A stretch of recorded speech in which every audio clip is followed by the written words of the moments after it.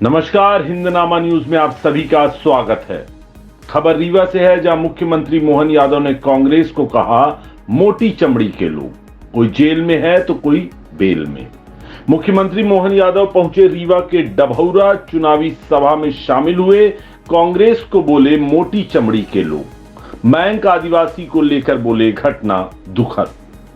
चुनावी सभा को संबोधित करने मध्य प्रदेश के मुख्यमंत्री डॉक्टर मोहन यादव गत दिवस रीवा पहुंचे थे। सीएम मोहन यादव ने रीवा जिले के डभौरा नगर परिषद में आयोजित चुनावी सभा को संबोधित किया। आयोजित जनसभा में मध्य प्रदेश के उप मुख्यमंत्री राजेंद्र शुक्ल सहित भाजपा प्रत्याशी जनार्दन मिश्रा के अलावा तमाम भाजपा के नेता और जनता जनार्दन उपस्थित रही। मुख्यमंत्री मोहन यादव ने जनसभा को संबोधित करते हुए भाजपा प्रत्याशी के पक्ष में जनता से वोट करने की अपील की। लोकसभा चुनाव के चलते तमाम राजनीतिक पार्टियों ने मोर्चा संभाल लिया है। कांग्रेस, भाजपा और बसपा समेत सभी पार्टियों के नेता अपने अपने प्रत्याशियों के साथ चुनावी रण में उतर चुके हैं।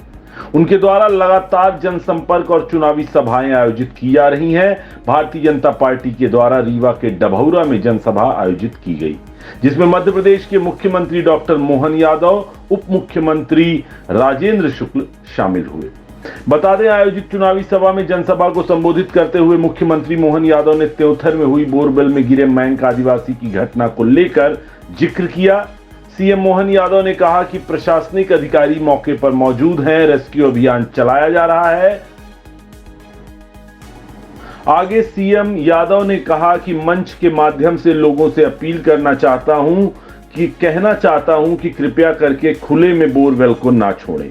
ईश्वर से प्रार्थना है कि जल्दी मैंक बोरवेल से सुरक्षित बाहर निकले।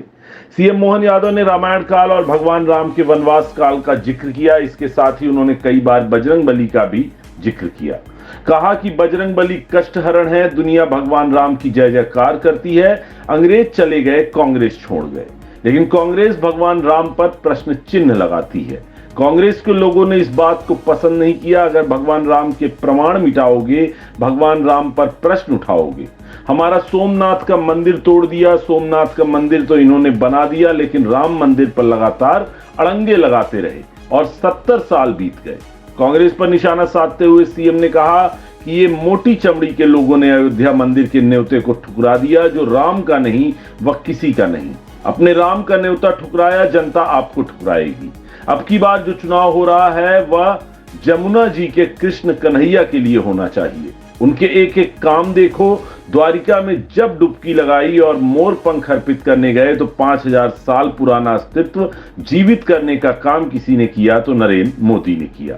कांग्रेस पर हमलावर होते हुए सीएम ने आगे कहा कि ये तो दिन भर चिल्लाते हैं कि मरें, तो क्या कंस और रावण के कहने से कृष्ण और राम मर गए? इनमें से कोई जेल में है तो कोई बेल में है। आइए आपको सुनाते हैं मुख्यमंत्री मोहन यादव ने जनसभा में क्या कुछ कहा है। एक दुखद घटना जरूर हुई अपने जिले के अंदर, गांव के अंदर। ये जो ट्यूबवेल कराते हैं और ट्यूबवेल कराते तो सूखे ट्यूबवेल में हमारे एक आदिवासी भाई का बच्चा गिर गया। मैंने प्रशासन को लगाया, माननीय राजेंद्र जी भी वहां होके आए। रात भर से टीम लगी है और हमारे विधायक सिद्धार्थ तिवारी जी वो भी वहां लगे हैं। मैं लगातार रात में, सुबह, अभी दोपहर में कलेक्टर एसपी से लगातार संपर्क में हूँ और प्रशासन के साथ हम कोशिश कर रहे हैं कि कैसे भी करके वहां तक पहुंचे और बच्चे को जितना बचा सकते हैं वो प्रयास करें। यद्यपि पानी बहुत गिरा है, मिट्टी गीली है, 50-55 फीट तक केवल मिट्टी है, लेकिन भगवान ठीक करेगा। आप सबसे मैं निवेदन करता हूं कि परमात्मा से कामना करें हमारा बालक ठीक से बाहर आए और साथ ही साथ अपने आसपास के ऐसे कोई भी ट्यूबवेल हो जो सूखे हो, जिसमें कोई गिरे, तो हम सब सावधानी रखें। आप उसका ढक्कन लगाए, बंद कर दे। अगर आपको कोई कठिनाई आए तो जिला प्रशासन से भी मैं आदेश दे चुका हूं कि आप अपने प्रशासन की मदद लो, प्रशासन भी मदद करेगा। कुल मिलाकर किसी का भी बच्चा बच्ची और कोई अनहोनी होती है तो अनहोनी किसको पसंद होगी। हम तो परमात्मा की दया से बदलते दौर में आज के इस अवसर पर लोकतंत्र के इस महायज्ञ में आहुति देने के लिए मैं रीवा जिला में आया और ये परमात्मा की लीला है। आप जिन हनुमान जी को लेकर के स्मरण करते हैं, हनुमान जी का जीवन अपन देखें, हमारे अपने जीवन में भगवान राम को स्मरण करें, भगवान राम के विविध जीवन के अलग अलग पक्ष को स्मरण करें और हम सब देखें कि एक भगवान राम जिन्होंने अयोध्या में महाराज दशरथ के यहाँ जन्म लिया, महारानी सीता से विवाह रचाया और भगवान के कदम कदम पर जीवन के अलग अलग पक्ष में जो उनने रिश्ते नाते अपने जीवन के विभिन्न संबंधों को निभाया, कितना अद्भुत लगता है। भूत आ जाए, पिशाच आ जाए, डाकिनी साकिनी जो नाम बोलना चाहो, सारे कष्ट जितने आ जाए तो हमारे कष्ट हरण देवता के नाते से एक ही आदमी को जानते, एक ही देवता को जानते, जिनको हम प्रणाम करते हनुमान जी के नाम पर। हमारे लिए सौभाग्य की बात है, अकेले हनुमान जी ने अपने बल पराक्रम से कितना बड़ा रावण, कैसी लंका, एक छलांग में तो हनुमान जी ने लंका पार कर दी और दूसरी बार में पूंछ में क्या आग लगाई, लंका को जला करके रावण का अहंकार जलाने का काम किसी ने किया, हनुमान जी महाराज ने किया।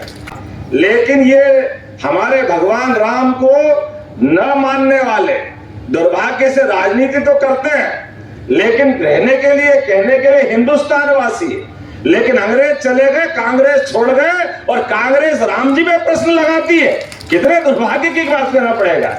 भगवान राम दुनिया में जिनको जाना जाता है, इंडोनेशिया पूरा मुस्लिम देश है, लेकिन आज भी वह भले मुस्लिम धर्म के लोग हैं, लेकिन सहजता के साथ पूरे रामायण का मंचन करते हैं। रामलीला के टाइम रामलीला करते हैं। अब मंदिर बन गया, अब तो आप लोकार्पण में आओ, आपको गर्भगृह में भगवान मुस्कुराने वाले, हम आपको निमंत्रण दे रहे हैं। बड़े दुर्भाग्य के साथ कहना पड़ रहा, इतने प्रेम भाव से, इतने उदार मना भाव से 70 साल के सारे पाप माफ कर दिए, फिर निमंत्रण देने गए। लेकिन ये मोटी चमड़ी के लोग जो भगवान राम के मामले में, आपने भगवान राम का निमंत्रण ठुकराया, जनता आपको ठुकराएगी। जनता माफ करेगी क्या? इधर